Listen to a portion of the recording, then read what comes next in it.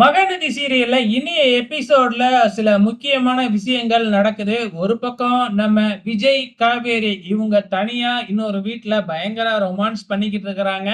நம்ம விஜய் காவேரிய தாங்கு தாங்குன்னு தாங்கிக்கிட்டு இருக்கிறாங்க.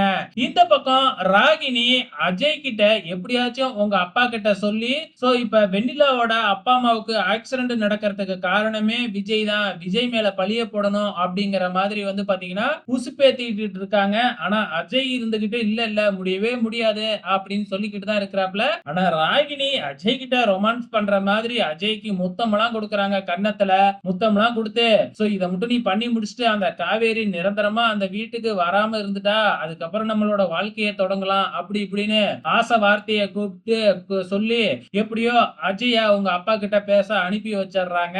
இந்த பக்கம் பசுபதியும் ராகினியும் நடக்கிற சம்பவத்தை நினைச்சு பயங்கர சந்தோஷத்துல இருக்கிறாங்க.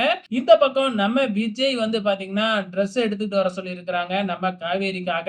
வீட்டுக்கே எடுத்துக்கிட்டு வர வச்சு ட்ரெஸ் எல்லாம் வாங்கி கொடுத்து அசத்திக்கிட்டு இருக்கிறாப்ல நம்ம விஜய். நம்ம அஜயும் நேரா போயிட்டு அவங்க அப்பா கிட்ட இந்த மாதிரி நீ போய் சொல்லுப்பா அப்படிங்கிற மாதிரி சொல்றாங்க. இத கேட்ட உடனே அவரு சும்மா இருப்பாரா? அவருக்கு பயங்கரமான கோவம்.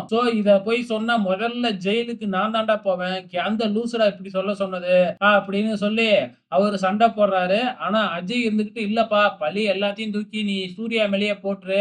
அப்படியே நீ ஜெயிலுக்கு போனாலும் 2 மாசத்துல நான் உன்னை வெளியில எடுத்துருவோம்பா அப்படி இப்படின்னு பாத்தீங்கன்னா ஏதேதோ சொல்லி அவரையும் சமாதானப்படுத்துறாப்ல நம்ம அஜய். என் வாழ்க்கைக்காக செய்ய அது இதுன்னு சொல்லிக்கிட்டு இருக்கிறாப்ல. இந்த பக்கம் விஜய் காவேரியோட ரொமான்ஸ் காட்சியும் காமிச்சுக்கிட்டே தான் இருக்கிறாங்க. இதுக்கப்புறம் என்ன நடக்க போகுது அப்படிங்கறத பொறுத்திருந்து பார்க்கலாம்.